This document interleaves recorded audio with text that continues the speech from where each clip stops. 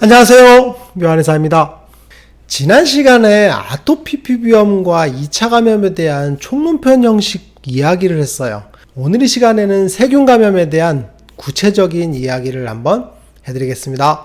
영상을 만들기 위해서 많은 노력을 하고 있어요. 구독과 좋아요 부탁드리겠습니다. 지난 시간에는 아토피 피부염과 2차 감염에 대한 총론편 형식의 이야기를 했어요. 안 보신 분은 꼭 보고 오셔야 돼요. 그래야 이번 시간에 이해가 쉬울 거예요. 간단하게 총론편 정리를 해드리면 소아토피의 경우에 2차 감염이 굉장히 쉽게 일어나고 그로 인해서 아토피 자체가 심해지는 경우가 많다라는 것, 그래서 2차 감염을 빨리 캐치를 해서 그에 대한 조치를 해야 된다라는 것, 그게 핵심 내용이었어요.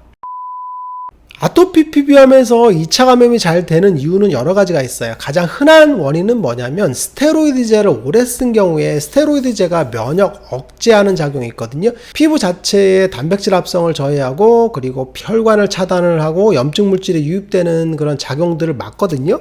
그렇게 되면 피부 자체의 면역력이 떨어지게 됩니다. 그래서 스테로이드제를 오래 쓰게 되면 피부 자체의 염증은 줄어들고 억제돼 있지만 피부의 면역력은 떨어져 있어요. 그러면 문제가 뭐냐면 스테로이드제를 줄이거나 끊게 되면 피부가 리바운드 현상이 생기죠. 빵 하고 피부 증상이 심해지게 됩니다. 이런 경우에 피부 자체가 뒤집어지는 과정에서 세균 감염에 노출이 되거든요. 이럴 때 감염이 쉽게 됩니다. 그래서 가장 흔하게 생기는 2차 감염의 경우는 스테로이드를 끊었을 때 리바운드 현상 과정에서 2차 감염이 되는 경우가 굉장히 많아요. 그래서 스테로이드를 오래 쓰면 좋지 않다라는 게 그런 이유라고 볼 수 있어요.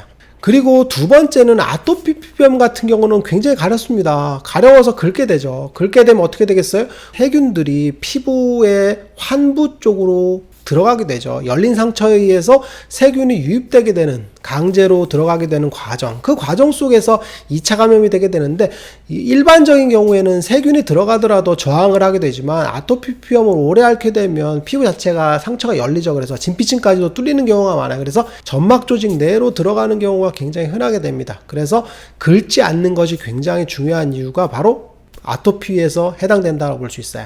그리고 세 번째는 아토피 피부염이 심해지게 되면 해면화 과정이 생기게 되겠죠. 그래서 피부가 부풀면서 표피층이 들뜨게 되죠. 그 과정에서 타이트 정션이 열리게 된다 그랬죠. 혈액 내에 있는 혈장 성분들이 외부로 유출되게 된다 그랬죠. 타이트 정션이 느슨해지면서 외부로 유출이 돼. 그게 뭐예요? 진물이죠. 그래서 아토피 피부염이 심한 경우에는 진물이 줄줄줄 흐르죠. 영양물질이거든요, 진물은. 즉 세균들이 좋아하는 먹잇감이죠. 냠냠냠 쩝쩝쩝 먹게 되는 거죠. 세균의 영양성분이 많아지니까 어떻게 되겠어요? 세균들이 몰려드는 거죠. 버거지들이 몰려드는 겁니다. 그 버거지들이 영양성분을 쪽쪽쪽 빨아먹으면서 군락을 형성을 하죠. 그래서 진물이 떡이지면서 세균들이 모여 사는 그런 과정, 가장 흔한 경우죠. 그러면 아토피 피부염에 세균 감염이 되면 뭐가 문제예요? 그냥 항생제 먹고 끝내면 되잖아요 라고 할 수 있죠. 그런데 아토피 피부염에서 세균 감염이 되면 항생제만 먹으면 세균이 죽을 것 같지만 그렇지가 않아요. 왜 그러냐면 아토피 피부염을 갖고 있는 거죠. 거기에 세균 감염이 되는 거죠. 아토피 피부염 뭐라 그랬어요?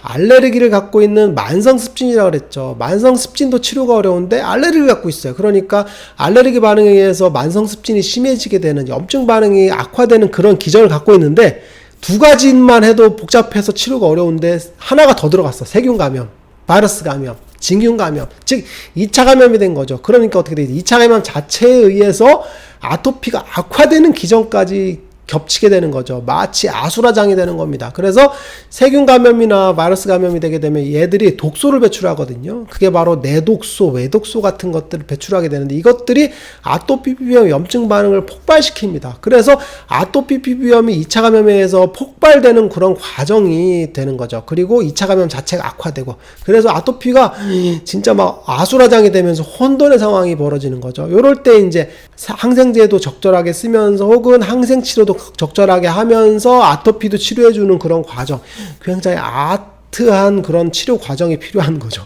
굉장히 복잡하면서 어려운 과정입니다. 아슬아슬하거든요. 여기서 삐끗하게 되면 2차 감염이 심해지게 되면 입원 치료돼야 되는 그런 과정이거든요. 그래서 2차 감염이 안 퍼지게끔 하면서 아토피도 진정시키는 과정이라고 보시면 될 것 같아요. 그러면 세균에 대해서 한번 알아봐야 되는데, 세균은 정말 복잡한 기전을 갖고 있어요. 종류도 많고 이걸 다 할 수는 없어요. 근데 아토피 피부염에서 문제를 일으키는 세균은 간단합니다. 황색 포도상 구균과 연세 구균만 아시면 돼요. 즉 구균만 알면 되거든요. 세균을 보통 나눌 때 구균이랑 막대균으로 나누거든요. 알균과 막대균. 알균은 뭐냐면 동글동글한 포도송이 같이 생긴 걸 알균이라고 하고, 막대균은 막대 모양 긴 거죠. 본 거 같아. 그죠? 옛날에 생물 시간에 배웠는 것처럼 포도상 구균이라 해서 포도알균. 그죠? 그리고 대장균은 꼬리가 긴 거. 그죠? 이렇게 튜브 형태로 돼 있잖아요. 풍선 긴 거 같은 단무지 같이 생긴 거. 이런 것들이 이제 막대균이거든요. 그게 대표적인 균이라고 볼 수 있어요.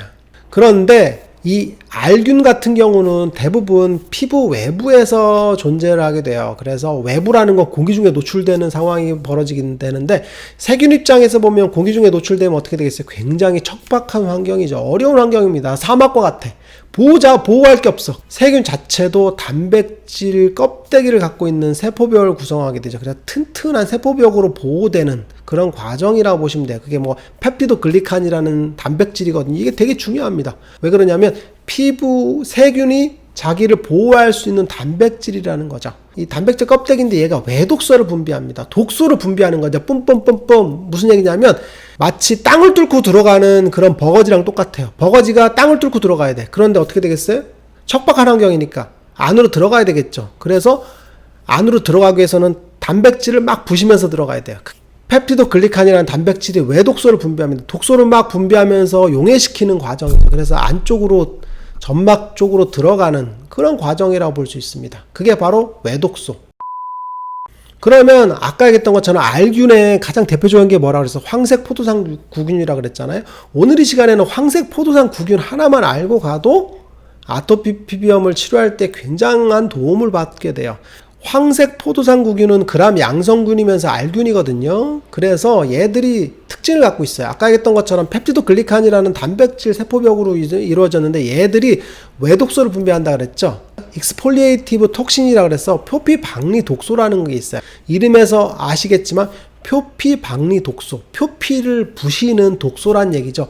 이게 뭐냐면 피부를 붕괴시킵니다. 단백질을 녹여버리는 거죠. 황색 포도상 구균이 아토피 피부염 환자분에게 감염이 되면 아토피 피부염 부위에 작은 수포가 생기는데, 이걸 문지르게 되면 피부가 후라덩 벗겨져요. 그걸 니콜스키 사인이라고 하거든요. 그래서 꼬마애들 아토피 피부염 같은 경우를 보면 볼이 뻘거면서 피부가 완전히 벗겨지는 경우가 있어요. 니콜스키 사인이 벌어지는 거죠. 이게 바로 황색 포도상 구균에 의한 표피 박리 독소에 의한 거예요. 그래서 피부가 볼이 뻘겋게 되면서 훅 벗겨지는 경우, 이게 바로 감염인 경우가 많죠. 그래서 이걸 뭐라고 하냐면 포도상 구균성 열상 피부 증후군이라고 병명이 돼 있어요. SSS라고 하는데, 포도상 구균이 감염이 돼서 그게 바로 표피 박리 독소를 분비합니다. 그러면서 피부 자체가 후러덩 벗겨져요. 열상을 입는 거죠. 그래서 피부가 벗겨지고 볼 같은 데가 흔하고 이런 데도 흔하게 벗겨지거든요. 그래서 갑자기 아토피 피부염 부위가 완전히 동그랗게 혹은 지도 모양으로 훌러덩 벗겨져 있어. 이건 사실 감염이 된 사인입니다. 이 사진을 꼭 보셔야 돼요. 그래서 벗겨지는 것을 이해를 하시면 돼요. 아, 그럼 이게 감염됐구나. 이때는 항생치료가 필요하겠구나라는 걸 이해하셔야 돼요. 근데 긁은 상처랑은 달라요. 긁어서 벗겨지는 경우는 긁은 자국들이 쭉쭉 나거든요. 근데 이건 벗겨지는, 훌러덩 벗겨지는 느낌이 들어요. 그래서 확 벗겨져서 반짝반짝 빛나면서 빨갛게 되는 그런 사인을 보인다고 보시면 될 것 같아요. 그리고 코아귤라즈 효소라는 걸 이해하셔야 되는데, 혈장 응고 효소거든요. 이게 뭐냐면 혈장을 응고시키는 효소를 분비를 합니다.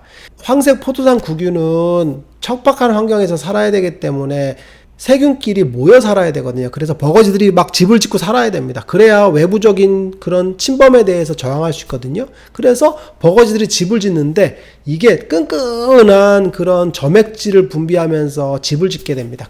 황색 포도상 구균에 감염된 피부를 보게 되면 기분 나쁜 집을 짓는 것 같아요. 막 벌레들이 살 것 같은 그런 음흉한 거미집 같은 그런 집을 짓고 사는 거거든요. 그게 바로 코아귤라제 효소에 의해서 진물이 녹으면서 집을 짓는 형태. 그래서 노란 가피를 형성하면서 집을 짓는 형성이라고 보시면 돼요. 그것도 꼭 사진을 보셔야 돼요. 그러면 아, 이게 세균 감염됐구나라는 느낌이 들거든요. 그리고 연세상 구균인데 포도상 구균에 비해서 감염 비율이 낮은 편입니다. 아토피에서는 사실 굉장히 낮은 빈도인데, 그래도 이게 폐렴을 유발하는 그런 독소거든요. 그래서 기관지 염이 걸렸거나 기관지성 폐렴이 됐거나 하는 경우에 이제 연쇄구균에 의한 건데, 이게 이제 연쇄구균은 열을 내거든요. 그래서 열이 펄펄 나는 그런 감염증, 그리고 용혈 독소를 분비하는 그런 특징을 갖고 있어요. 그래서 연쇄구균도 농가진 같은 걸 유발할 수 있다는 걸 꼭 기억하셔야 됩니다. 그러면 세균성 2차 감염 형태는 아까 얘기했던 것처럼 피부 열상 증후군, 피부가 훌러덩 벗겨지는 형태를 나타내는 경우가 많고, 그리고 두 번째는 코아귤라제 효소에 의해서 집을 짓는 그런 버거지가 사는 그런 느낌의 상처를 보인다고 볼 수 있어요. 그러면 버거지를 형성하는데 어떻게 가장 형성하냐면, 가장 흔한 게 뭐냐면 농가진입니다. 농가진이 가장 흔하거든요. 농가진은 수포성 농가진이 있고 비수포성 농가진이 있는데, 수포성 농가진은 흔한 형태는 아니고 가장 흔한 건 비수포성 농가진입니다.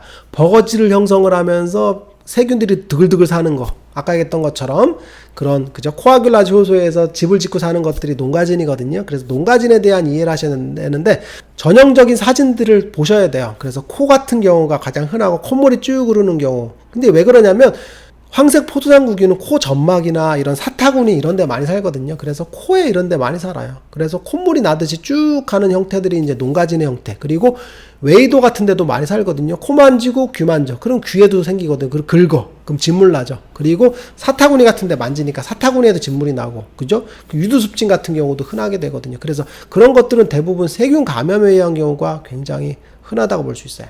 그리고 봉화직염이 있어요. 봉화직염은 잘 아시겠지만 이제 발 같은 데 많이 생기거든요. 그래서 황색 포도당구균이 상처난 부위, 무좀이 생긴 부위를 침범을 해서 세균이 자라거든요. 그래서 발이 퉁퉁 붓는 형태라고 볼 수 있을 것 같아요.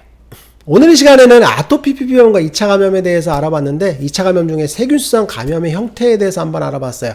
아토피 피부염이 갑자기 생겼는데 갑자기 이유 없이 증상이 확 심해지는 경우 세균 감염이 아닌지를 꼭 의심하셔야 될 것 같아요. 그래서 세균 감염에 대한 적절한 처치를 하셔야 될 것 같고, 다음 시간에는 세균 감염에 대한 적절한 처치 방법에 대해서 한번 알아보겠습니다.